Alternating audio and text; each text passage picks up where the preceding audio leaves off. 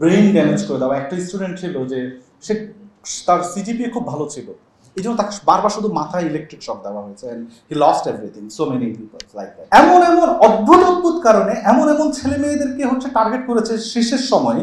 কারণ 2016-এর পরে এটা খুবই র্যান্ডম। প্রথমে তো এটা পলিটিক্যাল পার্টিতে একদম শুরুতে এটা শুধুমাত্র কয়েকটা রিলিজিয়াস মানে হচ্ছে যেগুলো হচ্ছে খুবই আপনার হচ্ছে মিলিটেন্ট গ্রুপগুলো ছিল তাদেরকে টার্গেট করেছিল একদম শুরুতে 2008 সালে তারা যখন এই জিনিসগুলো ইন্ট্রোডিউস করেছিল। ভারতের একজন বিখ্যাত সুপার কপ বলে আর কি, KPS Gill, he introduced all this notorious practice within South Asian context. Then তারা এই জিনিসগুলোকে ট্রেনিং দিছে and they deployed such kind of practices in Kashmir. এবং আপনারা জানেন যে 90s-এ কাশ্মীরে থাউজেন্ডস অফ পিপল ডিসঅ্যাপিয়ারেন্সের শিকার হয়েছে। সবচাইতে হরিবল এন্ড নটোরিয়াস প্লেস আপনারা জানেন যে টিএফআই, যেখানে আরমান ভাই ছিল। সেখানে আপনারা বাংলাদেশের মিডিয়ার বদৌলতে আপনারা অনেকেই দেখেছেন যে একদম ছোট ছোট জায়গায় কিভাবে, আমি অসংখ্য বন্ধুর সঙ্গে, অন্তত কয়েক ডজন বন্ধুর সঙ্গে আমার সাক্ষাৎকার আমি দেখেছি যে একদম আর্লি স্টেজে বন্ধুদেরকে তাদেরকে যখন নিয়ে আসা হতো, তাদেরকে কিন্তু হাতটা কিন্তু এভাবে করে সামনে রাখা হতো না, তাদেরকে হাত পিছনে করে রাখা হতো যাতে সে কিন্তু রাতের বেলা ঠিক করে ঘুমাইতে না পারে। এবং দেখেন এই যে প্র্যাকটিসগুলো হয়েছে, যে হোল এর যে প্র্যাকটিস, যে the collaboration of the academia, the collaboration of the media, the collaboration of the civil society, I am sorry to সে মায়ের ডাকের মায়েদের আপনারা দীর্ঘদিন দেখেছেন যে কিছু মা, এই যে হাজেরা খাতুনদের মতো কিছু মা বছরের পর বছর, দিনের পর দিন তারা রাস্তায় দাঁড়িয়ে কিন্তু লড়াই করেছে। বাংলাদেশের যে মূলধারার যে প্রতিষ্ঠানগুলো, এমনকি আপনার হচ্ছে ফ্যামিলিস্ট অর্গানাইজেশনগুলো, সেদিন আমি দেখেছি যে মাইটাকের কোঅর্ডিনেটর মানে তিনি হচ্ছে অভিযোগ করতেছেন যে 2021 সালে শিরিন আপা, ফরিদা আপারা আসার আগ পর্যন্ত কেউ তাদের পাশে কোনোদিন একদিন দাঁড়ায়ও নাই। আপনারা জানেন যে বন্দীদেরকে গ্রেপ্তার করার পরে, গুম করার পরে তাদের সবার থেকে কিন্তু তারা হচ্ছে সবসময় উৎকোচ চাইতো। এই যে আপনার হচ্ছে নানান এই রাজশাহী সহ অনেক জায়গায় সে কিন্তু এগুলোর জন্য সে কিন্তু লড়াই করছে। সে আপনার তার জায়গা জমি বিক্রি করে ফেলতেছে তার হাজবেন্ডকে ফিরে পাওয়ার জন্য। তারা যে শুধুমাত্র সাফারিং করেছে জিনিসটা আসলে তা না, তারা কিন্তু অ্যাক্টিভলি মানে তারা ছাড়তেও পারতেছে না, গিলতেও পারতেছিল না, এরকম একটা অবস্থা। তো অনেক দীর্ঘদিন পর তাকে টোপ দেওয়া হইলো যে তোমাকে ছেড়ে দিব যদি তুমি যায়া বলো যে আমি ডিরেডিক্যালাইজ হয়েছি, আই ওয়াজ রেডিক্যালাইজ, মানে ওয়াজ সামথিং লাইক দ্যাট। তো তোমাকে এটার জন্য পুরস্কৃত করা হবে যে 4 লক্ষ টাকা। এবং এই পুরো জিনিসটা ঢাকা বিশ্ববিদ্যালয়েরই কিছু প্রতিষ্ঠান, কিছু গবেষণা প্রতিষ্ঠান এবং কিছু department, they had very complicit relation with this counter terror industry. অনুরোধ করছি খন্দকার রাকিব ভাইকে তার বক্তব্য নিয়ে আসার জন্য, যিনি দীর্ঘদিন ধরে গুম খুন নিয়ে গবেষণা করেছেন। ইউনিভার্সিটি অফ ক্যালিফোর্নিয়ার পিএইচডি গবেষক খন্দকার রাকিব ভাই। অসংখ্য ধন্যবাদ 36কে আমাকে এই প্ল্যাটফর্মে কথা বলার সুযোগ দেওয়ার জন্য এবং আমাকে এই প্রোগ্রামে ইনভাইটেশন দেওয়ার জন্য। বিশেষ করে যারা ভিকটিম ফ্যামিলি আছেন, যারা হচ্ছে গুমের ভিকটিম হয়েছেন এবং তাদের যারা ফ্যামিলি মেম্বার, তারা যে ট্রমা, যে সাফারিংসের মধ্য দিয়ে গেছেন, আই এম সো সরি তাদের সঙ্গে যা ঘটেছে। এটা আমাদেরকে নিজেদেরকেই ট্রমাটাইজ করে ফেলে। এবং আপনারা যারা গল্পগুলো শুনছেন, এইটা আই এম সো সরি যে আমারও কিছু কথা আপনাদের নিজেদের সাইকোলজি বা আপনাদের চিন্তা জগতে কিছু ধাক্কা তৈরি করতে পারে। সো মানে এটা যাতে ট্রিগারিংটা ক্ষমা সুন্দর দৃষ্টিতে দেখবেন। আমি আমার পুরো পিএইচডির টপিকটা ছিল টুয়ার্ডস অ্যান অ্যানথ্রোপোলজি অফ লফেয়ার।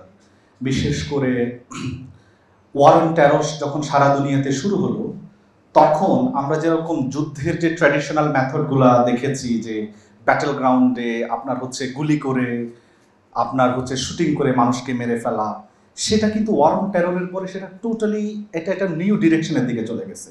মানুষকে ডিরেক্ট শুট করে ওয়ার অন টেরর টার করা লাগে না। এইটা হচ্ছে it includes in various civil space like educational space, judicial space.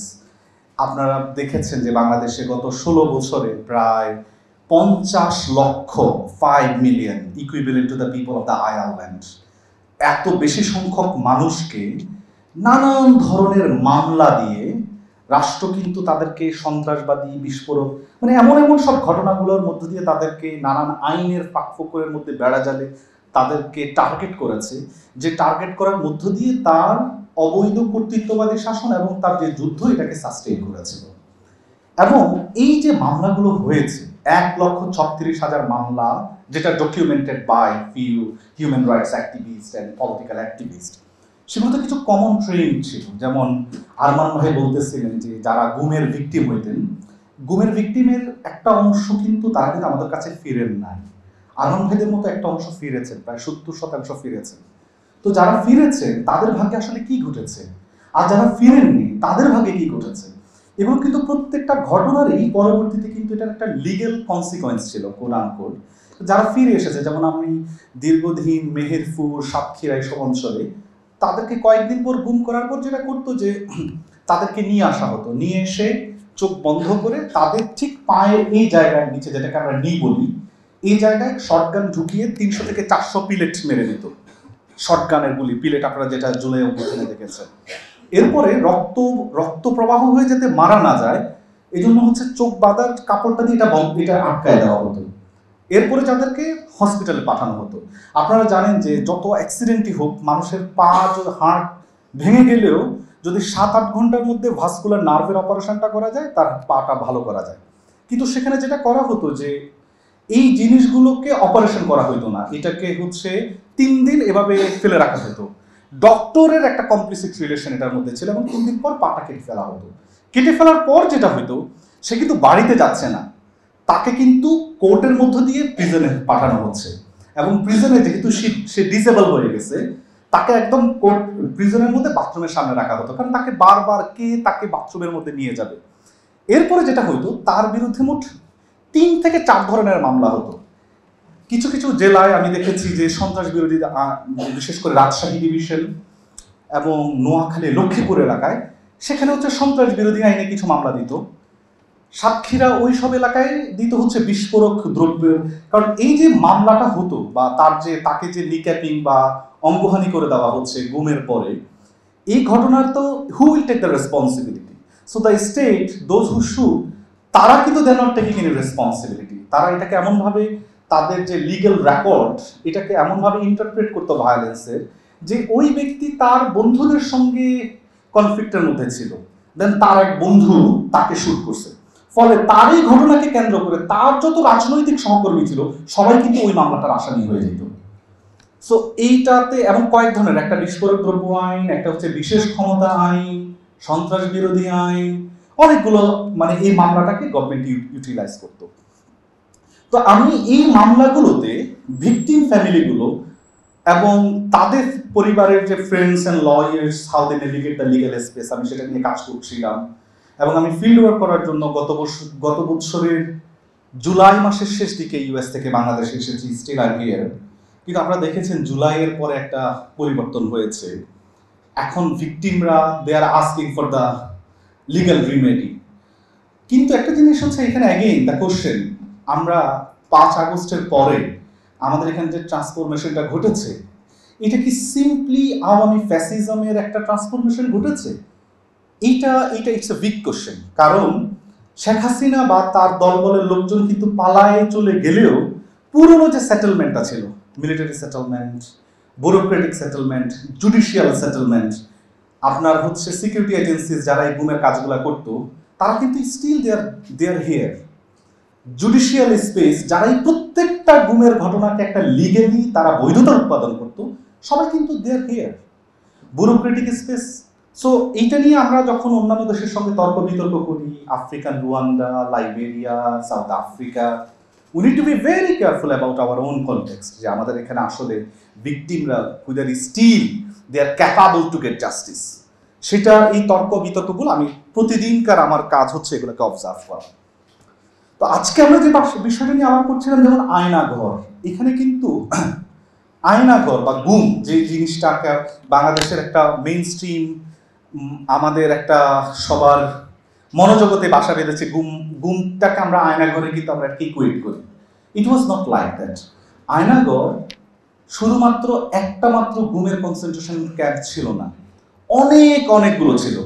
যেমন মিলিটারি যে ডিজিএফআই যে সেকশনটা ছিল, তাদের যে সিক্রেট ডিটেনশন সেল, এটাকে বলা হয় আয়নাঘর। তারা এটাকে নাম দিয়েছে আয়নাঘর। এটা যদিও হচ্ছে বাংলাদেশি কোড আনকোড যে লিগ্যাল ভাষাটা হচ্ছে জেআইসি, জয়েন্ট ইন্টারোগেশন সেল। র্যাবের একটা ছিল, তার নাম ছিল TFI, task force interrogation sell, যেখানে আমাদের আরমান ভাই ছিলেন। পুলিশের একটা ছিল যেটার নাম হচ্ছে এলআইসি, লফুল ইন্টারসেপশন সেল, সেটা হচ্ছে বগুড়াতে। সো এবং এইটার আবার নাম ছিল এরকম আয়নাঘরের মতো, সেখানে এটার নাম বলতে হচ্ছে মেহমানখানা। সো তারা কিন্তু খুব স্মার্ট ওয়েতে দে কনস্ট্রাক্টেড। সো এখানে কিন্তু একটা এজেন্সিটার সঙ্গে যুক্ত ছিল না, এখানে তো অসংখ্য এজেন্সি এই পুরো প্রক্রিয়াটাকে তারা উৎপাদন এবং এটাকে মেনটেন এন্ড সাস্টেইন করেছে। তাহলে আমি হচ্ছে একাডেমিক ওয়েতে I am not asking too much questions here because academics are so much obsessed with so called theory making. আমি জাস্ট পাবলিক যে স্পেস হিসেবে আপনাদের সঙ্গে কিছু জিনিস শেয়ার করতে চাচ্ছি। ফার্স্ট, বাংলাদেশের সরকার কিভাবে এই জিনিসগুলোকে তৈরি করতে সক্ষম হয়েছে, দ্য লজিক, এটা লজিকটা কি ছিল, কিভাবে তারা এই জিনিসগুলোকে তৈরি করলো।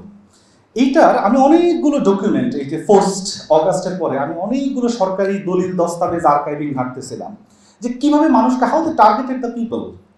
আমি অনেকগুলো সরকারি দলিল দস্তাবেজ পাচ্ছিলাম যে ভাই এখানে একটা জিনিস কথা বলতেছিলেন যে তথ্য সিক্রেসি। আমরা যে অর্ডিনারি পুলিশিং, অর্ডিনারি মিলিটারি যেটা প্র্যাকটিস দেখতাম, this kind of practice it was beyond that. এটা কিন্তু অর্ডিনারি পুলিশিং এর বাইরে একটা kind of secret policing, secret prisoning, মানে এই ধরনের একটা প্র্যাকটিস তখন হচ্ছে ডেভেলপ করেছিল। তো আমি অনেকগুলো দলিল দস্তাবেজ দেখতেছি যে দৈনিক মাথা ভাঙা, so which is not even মানে ঢাকার কোনো পত্রিকা না, দৈনিক করতোয়া, দৈনিক তো মানে এমন একটা রিমোট এলাকার সংবাদ, সেখানকার লোকাল কোনো একটা গোয়েন্দা সংস্থা এটা ঢাকার সেন্ট্রাল অফিসে পাঠাইছে এবং সেখানে সূত্র অমুক পত্রিকার বরাতে যথাযথ অ্যাকশন নেবেন, মানে সংশ্লিষ্ট ঢাকার যে দপ্তর, বিশেষ করে ধরেন ঢাকায় যে এই যে উত্তরাতে তাদের যে হচ্ছে যে সবচেয়ে বড় সিক্রেট ডিটেনশন সেলগুলো ছিল সেখানে তাদের লোকদেরকে তারা হচ্ছে আহ্বান করতেছে ওই পত্রিকার সূত্র ধরে আপনারা যথাযথ ব্যবস্থা নেন। সো কোথাকার কোন কুষ্টিয়া, কোন রিমোট এলাকা, দে আর নট মানে aware of those people, but এইটা কিন্তু এটা একটা ওয়েল কোঅর্ডিনেটেড একটা এফোর্ট ছিল। ফলে এটা একটা সিন্ডিকেটেড গ্রুপ, তারা এই জিনিসগুলো নিয়ন্ত্রণ করত। এটা যে শুধুমাত্র আপনার হচ্ছে আমরা যদি এরকম ভাবে বলি যে পুলিশ বাহিনী বা মিলিটারি বাহিনী, it was not like that. Military নিজের লোক অসংখ্য লোককে কিন্তু গুম করেছে। এখানে যিনি victim, he was himself a military person. এবং শুধু তিনি না, তার অসংখ্য ফেলো, যে আজকে আরেকজন থাকার কথা ছিল Maruf Zaman, he was also a military folk. Military তাদের লোকজনকে, পুলিশ তাদের লোকজনকে, র্যাব তাদের লোক, so they targeted their very own people.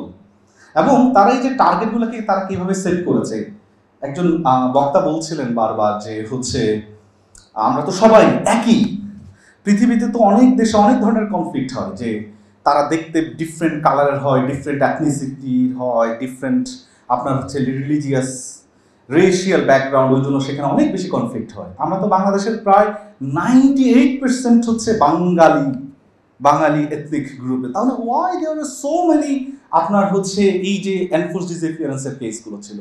এইটা মানে এখানে আমরা একটা বড় অংশ আমরা দেখতেছি, we are calling ourself as Muslim also, but এই যে একটা হোমোজেনাস একটা বাংলাদেশ, এই যে বাঙালি মুসলমান সবকিছু হওয়া সত্ত্বেও এইটার এখানে কিছু ধরনের কালচারাল ট্রান্সলেশন এখানে ডেভেলপ করেছিল, যেখানে সার্টেন সেকশনস অফ মুসলিমনেস এটা হচ্ছে ডেমোনাইজ ছিল, and certain sections of the Muslimness এইটা বাঙালিনেস হুইচ ওয়াজ সামথিং, এটা ছিল আপনার এক্সপেক্টেড, এবং এইটা ছিল হচ্ছে এটা ট্রান্সনেশনাল, ট্রান্সএলিট, এবং এইটা it's normal and another kind of, এটাকে আপনার হচ্ছে ফ্রেমিং করা হয়েছে। এবং এখানে বারবার তথ্যের কথা বলা হয়েছে, এই যে পুরো কাউন্টার টেরর ইন্ডাস্ট্রি বাংলাদেশে যে ডেভেলপ করেছে গুমের জন্য বা হচ্ছে এক্সট্রাজুডিশিয়ালি কিল করার জন্য, নাথিং ওয়াজ আরবিট্রারি। এগুলা কখনো আমাদের কাছে অনেক সময় মনে হতে পারে এটা খুব এক্সেপশনাল, হুট করে একটা জিনিস হয়েছে, মানে it was not like, it was very ordinary. মানে হচ্ছে এই যে নাজিব ভাইয়ের বক্তব্য, it was very ordinary process, একদম এভরিডে প্র্যাকটিস ছিল। এগুলো কিভাবে, এই যে এভরিডে প্র্যাকটিসগুলো কিভাবে হয়েছে, আপনারা দেখবেন যে গুমের কালচারটা একসময় আর্জেন্টিনাতে ছিল, এটা টার্কিতে ছিল একটা সময়, এবং ল্যাটিন আমেরিকাতে অনেক কিছু হয়েছে, কিন্তু সাউথ এশিয়ান আমাদের যে কনটেক্সট, ইট নেভার হ্যাপেন্ড। এইটা আপনারা জানেন যে 80s-এর দিকে পাঞ্জাবি শিখরা যখন ইন্ডিয়ান স্টেটের বিরুদ্ধে তাদের যখন স্বাধিকারের জন্য তারা লড়াই করতেছিল, they introduce the counter terror in যে tactics and practice within the South Asian context in a very different way. আপনারা ভারতের একজন বিখ্যাত সুপার কপ বলে আর কি, KPS Gill, he introduced all these notorious practice within South Asian context. Then তারা এই জিনিসগুলোকে ট্রেনিং দিছে and they deployed such kind of practices in Kashmir, এবং আপনারা জানেন যে 90s-এ কাশ্মীরে thousands of people disappearanceর শিকার হয়েছে। এবং এই যে ওয়ার অন টেররের পরে আমাদের এখানকার যারা সিকিউরিটি যারা অফিসিয়ালস ছিলেন, এই যে একটা মিউচুয়াল আপনার হচ্ছে এই ধরনের নানান দেশ থেকে কাউন্টার টেররে তারা নানা ধরনের ট্রেনিং নিয়ে এসেছে। ওয়ান কাইন্ড অফ ট্রেনিং হচ্ছে এনফোর্স ডিসঅ্যাপিয়ারেন্স করা, এই যে এনফোর্স ডিসঅ্যাপিয়ারেন্স হচ্ছে তাদেরকে ট্রেনিং এর মধ্যে, ইট ওয়াজ নট সামথিং যে তাদের ট্রেনিং এর মধ্যে শেখানো হইতো যে একটা বন্ধুকে ধরে 60 দিন আপনাকে you need to keep them, তাদের সাইকোলজিটাকে চেঞ্জ করতে হবে। সো ইট ওয়াজ ভেরি, মানে এই জিনিসগুলো they were trained not only by the এই যে সাউথ এশিয়ান কনটেক্সট, ওয়েস্টার্ন নানান স্টেট নানান এজেন্সি, এখানে হিউজ অ্যামাউন্ট অফ আপনার হচ্ছে এই যে কাউন্টার টেরর ইন্ডাস্ট্রিতে দে ইনভেস্টেড হিয়ার। সো এই জিনিসগুলো এখানে ঘটেছে এবং they targeted certain sections of the people. কাদেরকে টার্গেট করেছে যেটা অলরেডি আমি আলাপ করেছিলাম যে দৈনিক মাথা ভাঙ্গা দিয়ে কোথায় কোথায় জানি তারা এরকম ধরে গ্রেপ্তার করতেছে। যেমন হচ্ছে লক্ষ্মীপুরে কাদেরকে টার্গেট করেছে, যারা লোকালি সেখানকার যে পলিটিক্যাল গ্রুপগুলোকে তারা মোবিলাইজ করতে পারত। আপনি ঢাকাতে দেখবেন যে অসংখ্য এই যে ছাত্র দলের ছেলে যারা বিশেষ করে এই নানান থানা, বংশাল থানা, নিউ মার্কেট থানা, খিলগাঁও থানা, যারা এখানকার আন্দোলন সংগ্রামগুলোকে মোবিলাইজ করতো, মানে অনেকগুলো মানুষকে তারা মোবিলাইজেশনের জন্য নিয়ে আসতে পারতো। এই ধরনের লোকদেরকে ইজিলি টার্গেট করা হয়েছে। সাতক্ষীরা, যশোর, আমার খুব ক্ষুদ্র যে জায়গাগুলোতে আমি কাজ করেছি সেখানে আমি দেখেছি যে শিবিরের যে ছেলেগুলো তারা নানান জায়গায় মোবিলাইজ করতে পারতো, তাদেরকে টার্গেট করেছে। একই রকম ভাবে মোস্টলি তারা এই জিনিসটাকে টার্গেট করেছে, জিনিসটা আসলে এটার মধ্যেই সীমাবদ্ধ না। এমন অদ্ভুত কারণে এমন ছেলে মেয়েদেরকে হচ্ছে টার্গেট করেছে শেষের সময়ে। কারণ 2016-এর পরে এটা খুবই র্যান্ডম। প্রথমে তো এটা পলিটিক্যাল পার্টিতে একদম শুরুতে এটা শুধুমাত্র কয়েকটা রিলিজিয়াস মানে হচ্ছে যেগুলো হচ্ছে খুবই আপনার হচ্ছে মিলিটেন্ট গ্রুপগুলো ছিল তাদেরকে টার্গেট করেছিল একদম শুরুতে 2008 সালে তারা যখন এই জিনিসগুলো ইন্ট্রোডিউস করেছিল। কিন্তু 2010 সালের পরে এটা তারা দে এক্সপান্ডেড। এই যে মিলিটেন্ট গ্রুপের বাইরে বাংলাদেশের যে নর্মাল যে পলিটিক্যাল পার্টিগুলো তাদের যে হচ্ছে বিরোধী দলীয় নেতাকর্মী ওদেরকে টার্গেট করেছে। এবং এটা শেষে এত বড় পর্যায়ে চলে গেছে যে আপনারা দেখবেন যতজন গুমের সঙ্গে জড়িত তাদের প্রত্যেকেই বড় বড় সরকারি পদবি পেয়েছে, বিপিএম, পিপিএম থেকে নানান ধরনের পদবি। কারণ তাদের তখন এটা একটা ক্রেজ ছিল যে যত বেশি লোককে গুম করে নিয়ে আসতে পারবে সে তত ধরনের পদ পদবি তারা পেত, তাদের প্রমোশন বেশি হতো এবং they don't need to bother and care anything. So এই যে একটা সেকশন যে হু আর দ্য পারপিট্রেটার্স, আপনি যদি তাদের বডি প্রোফাইলিং করেন তাদেরকে দেখেন দেখবেন যে একটা certain sections of the chosen people who coordinated and collaborated এই পুরো গুমের প্র্যাকটিসগুলোর মধ্য দিয়ে। এরপর গুমের যে ট্রিটমেন্ট যাদেরকে নিয়ে আসা হতো নানান ধরনের ট্রিটমেন্ট এখানে আমরা দেখেছি। সবচাইতে হরিবল এন্ড নটোরিয়াস প্লেস আপনারা জানেন যে টিএফআই, যেখানে আরমান ভাই ছিল। সেখানে আপনারা বাংলাদেশের মিডিয়ার বদৌলতে আপনারা অনেকেই দেখেছেন যে একদম ছোট ছোট জায়গায় কিভাবে আমি অসংখ্য বন্ধুর সঙ্গে অন্তত কয়েক ডজন বন্ধুর সঙ্গে আমার সাক্ষাৎকার আমি দেখেছি যে একদম আর্লি স্টেজে বন্ধুদেরকে তাদেরকে যখন নিয়ে আসা হতো তাদেরকে কিন্তু হাতটা কিন্তু এভাবে করে সামনে রাখা হতো না, তাদেরকে হাত পিছনে করে রাখা হতো যাতে সে কিন্তু রাতের বেলা ঠিক করে ঘুমাতে না পারে। এবং প্রত্যেকটা সেলের পাশে এইদিকে যে শিকলটা ছিল শিকলের পিছনে উল্টো করে তাদেরকে হয় দাঁড় করায় রাখা হতো।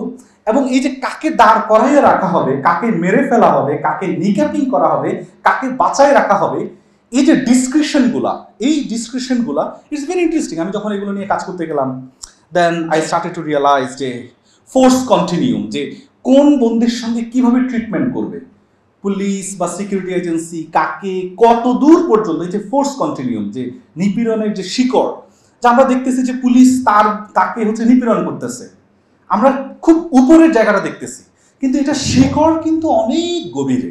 এই যে নিপীড়নগুলো ছিল, এই যে গুম এবং গুমের পরে ভিকটিমদেরকে কিন্তু নানান মেথডের টর্চার করা হতো। আপনারা জানেন যে টর্চারের অনেকগুলো মেথডের আপনারা প্র্যাকটিস নাম শুনেছেন।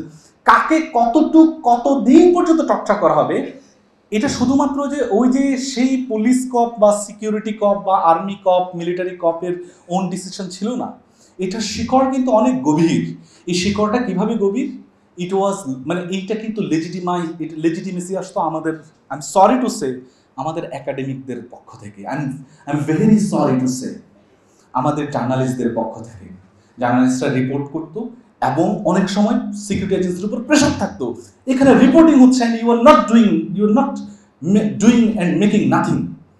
ইউনিভার্সিটির টিচার প্রতিষ্ঠানগুলোর এটার সঙ্গে কমপ্লিসিট রিলেশন ছিল। I am sorry to say this Dhaka University, আমি যেখানে বসে আছি, আমি অনেক ভিকটিমের সঙ্গে কথা বলতেছিলাম। যেমন একটা ভিকটিমকে হচ্ছে আপনার ধরে নিয়ে গেছে, তাকে বগুড়ার যে এলআইসিতে সেখানে দীর্ঘদিন রাখা হচ্ছে, তো তাকে দেখলো যে ছেড়ে দিবে, খুব মানে তাদের যে ডিসক্রিপশন যে অল্প কয়েকদিনের মধ্যে তাকে ছেড়ে দিবে, কিন্তু হুট করে তখন তার ফ্যামিলি এবং ইন্টারন্যাশনাল এজেন্সি তার নামে এত বেশি পরিমাণে আপনার হচ্ছে মোবিলাইজেশন এবং অ্যাক্টিভিজম করছে, তাকে ছেড়ে দিতেও বিপদ, মানে তারা ছাড়তেও পারতেছে না, গিলতেও পারতেছিল না, এরকম একটা অবস্থা।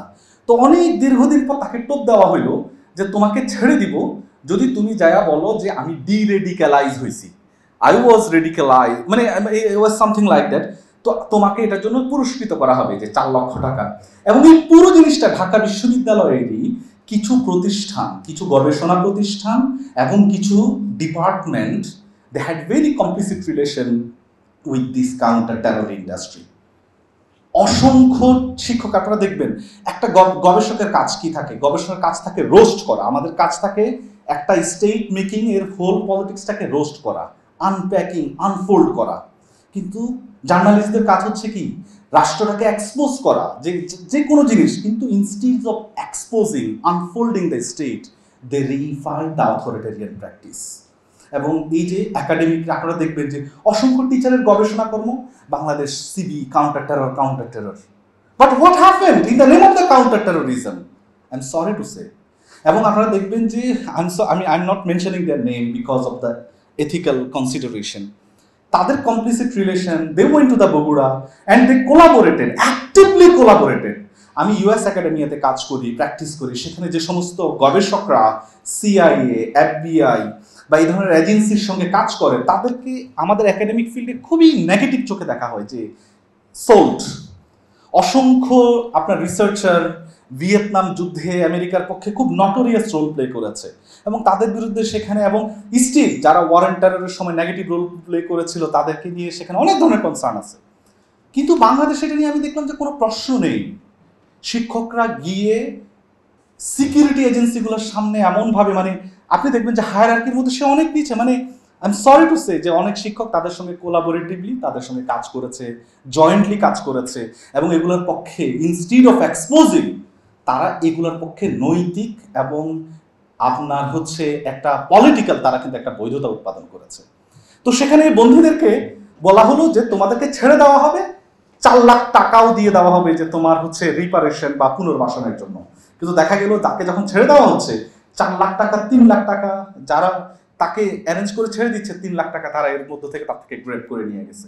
এবং দেখেন এই যে প্র্যাকটিসগুলো হয়েছে, যে হোল এর যে প্র্যাকটিস, যে the collaboration of the academia, the collaboration of the media, the collaboration of the civil society, I'm sorry to say, মায়ের ডাকের মায়েদের আপনারা দীর্ঘদিন দেখেছেন যে কিছু মা, এই যে হাজেরা খাতুনদের মতো কিছু মা, বছরের পর বছর, দিনের পর দিন তারা রাস্তায় দাঁড়িয়ে কিন্তু লড়াই করেছে। বাংলাদেশের যে মূলধারার যে প্রতিষ্ঠানগুলো, এমনকি আপনার হচ্ছে ফ্যামিলিস্ট অর্গানাইজেশনগুলো, সেদিন আমি দেখেছি যে মায়ের ডাকের কোঅর্ডিনেটর, she was, মানে তিনি হচ্ছে অভিযোগ করতেছেন যে 2021 সালে শিরিন আপা, ফরিদা আপারা আসার আগ পর্যন্ত কেউ তাদের পাশে কোনোদিন একদিন দাঁড়ায়ও নাই। তারা যখন রাস্তায় দাঁড়াইতেন, অন্যান্য দেশে কি হতো যে mainstream media, civil society এইসব ভিকটিম ফ্যামিলিগুলোর পাশে দাঁড়ায়। বাংলাদেশে কিন্তু সেই জিনিসগুলো, বাংলাদেশের whole human rights activism, again whole human rights activism, তাদের একটা অথরিটেরিয়ানিজমের সঙ্গে এক ধরনের কমপ্লিসিট রিলেশন তাদের হচ্ছে ডেভেলপ করেছে। That is why they were capable to sustain that মানে হচ্ছে নটোরিয়াস প্র্যাকটিসেস। এরপর যেটা বলতেছিলাম যে তাদেরকে যখন হচ্ছে এই যে বন্দিশালার মধ্যে নিয়ে যাওয়া হচ্ছে, এই যে আবার যে ফোর্স কন্টিনিউম, কতক্ষণ কতদিন পর্যন্ত টর্চার করা হবে। আমরা দেখবেন যে টর্চারের আধুনিক সব মেথড সেখানে হচ্ছে আপনার ইউটিলাইজ করা হয়েছে। আমারই খুব কাছের কিছু বন্ধু গুম হয়েছে, I don't want to mention there name. আমার একজন বন্ধু, তাকে ওয়াটার বোর্ডিং করা হতো কন্টিনিউয়াসলি। সে নিজে একজন পিএইচডি স্টুডেন্ট ছিল সাউথ কোরিয়াতে, right now he is in US. তাকে হচ্ছে এই যে র্যাব 2 এর অফিসে নিয়ে ওয়াটার বোর্ডিং করা হচ্ছিল দিনের পর দিন। তারপর হচ্ছে সেখানে যে ধরনের মেথড, যে একটা কমন মেথড হচ্ছে একটানা কয়েকদিন দাঁড় করায় রাখা, মানে স্লিপ ডিপ্রাইভেশন।